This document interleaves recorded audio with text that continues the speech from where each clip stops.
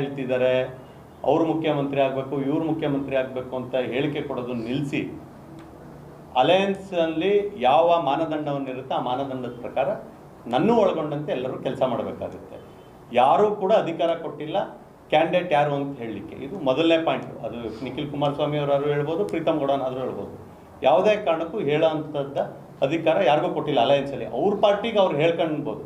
ನಾನು ಇವತ್ತು ನಿಮ್ಮ ಮಾಧ್ಯಮದ ಸ್ನೇಹಿತರ ಮೂಲಕ ಕೇರ್ಪೇಟೆ ಜನರಿಗೆ ಹೇಳಲಿಕ್ಕೆ ಇಷ್ಟಪಡ್ತೀನಿ, ನಾರಾಯಣಗೌಡರು ನಮ್ಮ ಅಭ್ಯರ್ಥಿ ಆಗ್ತಾರೆ. ಮುಂದಿನ ಸಲ ಅವ್ರು ಖಂಡಿತವಾಗ್ಲೂ 50,000 ಲೀಡಲ್ಲಿ ಕೇರ್ಪೇಟೆಯಿಂದ 3 ಬಾರಿ ಶಾಸಕರಾಗಿರೋಂಥವ್ರು, ಮಂತ್ರಿ ಆಗಿರೋಂಥವ್ರು ಅವ್ರು ಶಾಸಕರಾಗ್ತಾರೆ. ನಮ್ಮ ಪಕ್ಷದಿಂದ ಅವ್ರಿಗೆ 100ಕ್ಕೆ 100 ಟಿಕೆಟ್ ಸಿಗುತ್ತೆ. ಮಂಡ್ಯದಲ್ಲಿ ಕನಿಷ್ಠ 7ಕ್ಕೆ 3 BJPಗೆ ಸಿಕ್ಕೇ ಸಿಗುತ್ತೆ. ಅದರಲ್ಲಿ ಕೇರ್ಪೇಟೆ ಕೂಡ ಒಂದಾಗಿರುತ್ತೆ.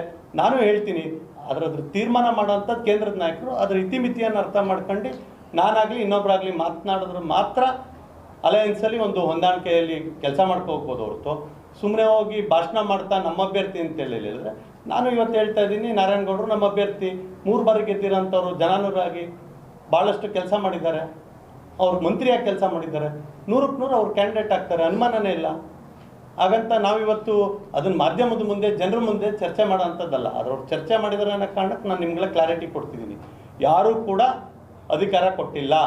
ನಮ್ಮ ಅಲಯನ್ಸನ್ನು ತೀರ್ಮಾನ ಮಾಡೋ ಅಂಥದ್ದು, ಸೀಟ್ ಯಾವುದೋ ಒಂದು ತೀರ್ಮಾನ ಮಾಡೋ ಅಂಥದ್ದು ನಮ್ಮ ರಾಷ್ಟ್ರೀಯ ಅಧ್ಯಕ್ಷರು, ನಮ್ಮ ಕೇಂದ್ರ ಗೃಹ ಸಚಿವರ ನೇತೃತ್ವದಲ್ಲಿ, ಮೋದಿಯವರ ನೇತೃತ್ವದಲ್ಲಿ ತೀರ್ಮಾನ ಆಗುತ್ತೆ. ನನ್ನ ಇಚ್ಛೆಗೆ ಖುಷಿ ಪಟ್ಟಂಗೆ ಅಲ್ಲಾಗುತ್ತೆ, ಇಲ್ಲಾಗುತ್ತೆ. ಗೆಲುವು ಒಂದೇ ಮಾನದಂಡ.